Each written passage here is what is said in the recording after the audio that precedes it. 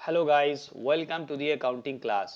पिछली दो वीडियो में हम लोग ऑपरेटिंग एक्टिविटीज़ और इन्वेस्टिंग एक्टिविटीज़ को डिस्कस कर चुके हैं। जब हम कैश फ्लो स्टेटमेंट बनाते हैं तो उसके अंदर इनफ्लो ऑफ कैश और आउटफ्लो ऑफ कैश को तीन एक्टिविटीज़ में बांट करके बनाते हैं: ऑपरेटिंग, इन्वेस्टिंग और फाइनेंसिंग। ये उसी एक्टिविटीज़ की तीसरी एक्टिविटी है, फाइनेंशियल एक्टिविटीज़, जिसका वीडियो हमने आज बनाया है। तो चलिए शुरू करते हैं, देखते हैं कि इस फाइनेंसिंग एक्टिविटीज़ में कौन कौन से इनफ्लोज ऑफ कैश होते हैं और आउटफ्लोज ऑफ कैश होते हैं। लेकिन इसके पहले सबसे पहले हमें देखना होगा कि फाइनेंसिंग एक्टिविटीज़ आखिर होती क्या है। इसको अगर हम डिफाइन करें तो इस तरीके से है: financing activities are the activities which result in change in size and composition of owners capital and borrowings. देखिए, जो बिजनेस होता है, बिजनेस के अंदर जो भी अमाउंट होता है जिससे बिजनेस किया जाता है, जो कि उसकी कैपिटल के फॉर्म में होता है या बोरोइंग्स के फॉर्म में होता है। बिजनेस के अंदर जो भी कैपिटल की रिक्वायरमेंट होती है, जो भी फाइनेंस की रिक्वायरमेंट होती है, वो दो तरह से पूरी होती है। या तो उस बिजनेस की कैपिटल हो जो कि उस खुद ओनर की होती है, या उसको बोरो किया जाए, कुछ अमाउंट दूसरों से लिया जाए, जैसे कि बैंक से लिया जाए, फाइनेंशियल इंस्टीट्यूशन से लिया जाए, या किसी और सिक्योरिटीज के जरिए लिया जाए। तो ये जो टोटल फाइनेंशियल रिक्वायरमेंट है और इसका जो कंपोजिशन है, जब इसमें चेंज होता है या उसकी साइज में चेंज होता है तो वो फाइनेंसिंग एक्टिविटीज कहलाती है। इसको और अच्छी तरह समझने के लिए हम देख सकते हैं कि फाइनेंसिंग एक्टिविटीज में कैश फ्लो के पॉइंट ऑफ व्यू से कौन कौन सी ऐसी एक्टिविटीज होंगे या कौन कौन से ऐसे ट्रांजेक्शन होंगे जिससे कि कैश आएगा। इसके अंदर है पहला, इश्यू ऑफ शेयर्स। जो कि शेयर्स दो तरह के होते हैं, इक्विटी एंड प्रेफरेंस। जब भी कंपनी इक्विटी शेयर को इशू करेगी या प्रेफरेंस शेयर को इशू करेगी और इस इशू के बदले उसे कैश मिलेगा, तो ये जो कैश का फ्लो होगा इनफ्लो ऑफ कैश कहलाएगा और ये फाइनेंसिंग एक्टिविटीज में आएगा।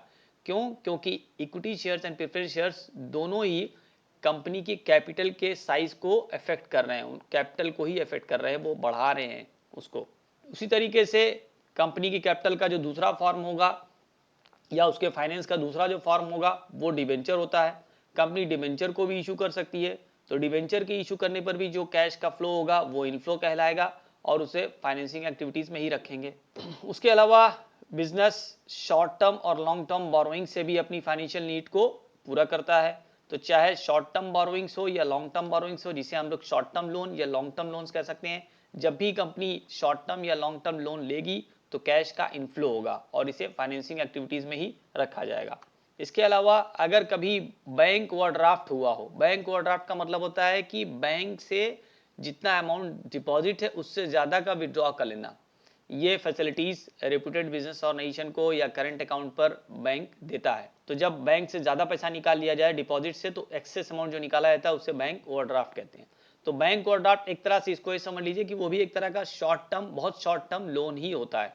तो अगर बैंक ओवरड्राफ्ट बढ़ गया, इसका मतलब आपने बैंक से कुछ अमाउंट ले लिया है, कैश का इनफ्लो हो गया। इसीलिए increase in bank overdraft inflow of cash कहलाएगा और ये फाइनेंसिंग एक्टिविटीज में आएगा क्योंकि ये फाइनेंशियल नीड को पूरी कर रहा है।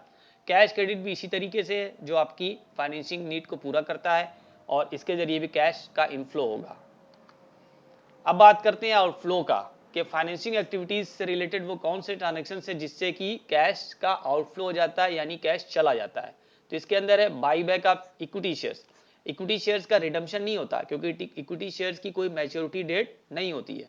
कंपनी अगर चाहती है कि अपने इक्विटी शेयर कैपिटल को कम कर दे तो मार्केट से इक्विटी शेयर्स को वापस खरीदने लगती है, इसे कहते हैं बाई बैक ऑफ शेयर्स। तो जब बाई बैक करेगी तो कैश का क्या हो जाएगा, आउटफ्लो हो जाएगा, क्योंकि कैश देना पड़ेगा। तो कैश चला जाएगा, शेयर्स कम हो जाएंगे। अब इसको कहेंगे हम लोग आउटफ्लो ऑफ कैश और ये फाइनेंसिंग एक्टिविटीज में आएगा।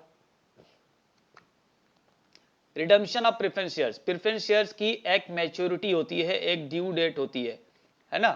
प्रेफरेंस शेयर्स 5 साल, 8 साल, 10 साल, 12 साल के लिए, जितने भी साल के लिए इशू किए जाएं, तो उनकी जब मैच्योरिटी हो जाती है तो उसका रिडम्पशन कर दिया जाता है, यानी शेयर्स को ले लिया जाएगा और उसका कैश उन लोगों को लौटा दिया जाएगा जिनके पास वो शेयर्स थे। तो इसी तरीके से डिबेंचर्स का भी होता है, इसकी भी एक मैच्योरिटी होती है, 5 साल, 8 साल, 6 साल, 10 साल, जो भी हो, उतने साल के बाद कंपनी को इन डिबेंचर्स का रिडम्पशन करना पड़ता है। डिबेंचर वापस ले लेती है कंपनी और उनको वो पैसा दे देती है। तो चाहे प्रेफरेंस शेयर्स का रिडम्पशन हो या डिबेंचर्स का रिडम्पशन हो, इन दोनों से ही कैश का आउटफ्लो होगा और ये दोनों ही फाइनेंसिंग एक्टिविटीज के अंदर आएंगी क्योंकि ये कैपिटल के कंपोजिशन को बदल रही हैं। रीपेमेंट ऑफ अमाउंट बोरोड, आपने जो लोन ले रखा था वो चाहे शॉर्ट टर्म लोन हो या लॉन्ग टर्म लोन हो, उनका भी आपको पेमेंट करना पड़ेगा क्योंकि लोन भी एक फिक्स पीरियड के लिए ले जाते हैं। अगर वो पीरियड पूरा हो गया और आपने उसको अदा कर दिया, आपने लोन चुका दिया, तो ऐसे केस में भी आपका कैश चला जाएगा, कैश का आउटफ्लो हो जाएगा और ये भी फाइनेंसिंग एक्टिविटीज में ही लिखा जाएगा। इसके अलावा जब कभी आप शेयर इशू कर रहे हो, चाहे वो इक्विटी शेयर इशू करें या प्रेफरेंस शेयर इशू करें या डिबेंचर इशू करें, तो इन शेयर्स के इशू करने के केस में आपको कुछ एक्सपेंस करने पड़ते हैं जिसे शेयर इशू एक्सपेंस कहते हैं। तो चूंकि ये शेयर्स के ही रिलेटेड है, आपके फाइनेंस से ही रिलेटेड है, आपके कैपिटल से ही रिलेटेड है, इसलिए ये जो एक्सपेंस है और इस एक्सपेंस पे जो कैश का फ्लो हुआ यानी जो कैश गया है वो भी आपका आउटफ्लो ऑफ कैश कहलाएगा और फाइनेंसिंग एक्टिविटीज में इसे भी रखेंगे। उसी तरीके से अंडरराइटिंग कमीशन भी है। अंडरराइटिंग एक प्रोसेस होता है, जब कंपनी शेयर इशू करती है तो वो ये देखती है कि जिन लोगों को शेयर इशू किया जा रहा है वो ठीक हैं या नहीं ठीक हैं, यानी शेयर इशू किया जाना चाहिए या नहीं किया जाना चाहिए, इन सब पर सोच विचार करती है, कंसिडरेशन करती है। तो कुछ लोग होते हैं जो ये काम करते हैं, उन्हें अंडरराइटर्स कहा जाता है। उन अंडरराइटर्स को कंपनी इस काम के बदले कुछ कमीशन देती है, उस कमीशन को अंडरराइटिंग कमीशन कहते हैं। चूंकि ये अंडरराइटिंग कमीशन भी शेयर्स या डिबेंचर के इशू पर ही होता है, तो इसे भी हम लोग फाइनेंसिंग की कैटेगरी में ही रखेंगे और ये आपका कैश का आउटफ्लो हो जाएगा, कैश चला जाएगा इससे, इसलिए इसे आउटफ्लो ऑफ कैश की कैटेगरी में रखेंगे।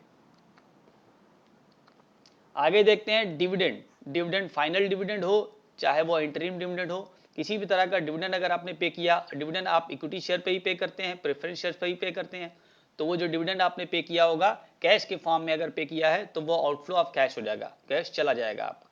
इसे भी आपको outflow of cash financing activities में लिखना है। इंटरिम डिविडेंड वो डिविडेंड जो दो एनुअल जनरल मीटिंग के बीच में दिया जाता है। साल का जब एंड हो तो 2 साल का जब एंड हो रहा हो उन साल के बीच में जब दिया जाता है कोई डिविडेंड तो उसे इंटरिम डिविडेंड कहते हैं। डिविडेंड साल के आखिर में दिया जाता है एक बार, लेकिन अगर साल के खत्म होने के पहले बीच में कभी दिया जाए तो उसे कहते हैं इंटरिम डिविडेंड। तो इंटरिम डिविडेंड हो चाहे फाइनल डिविडेंड हो, किसी भी तरह का डिविडेंड रिलेटेड वो शेयर से ही होता है, इसीलिए इसे भी फाइनेंसिंग एक्टिविटीज में ही रखेंगे और डिविडेंड से आपका कैश चला जाता है, इसलिए ये आउटफ्लो ऑफ कैश होगा।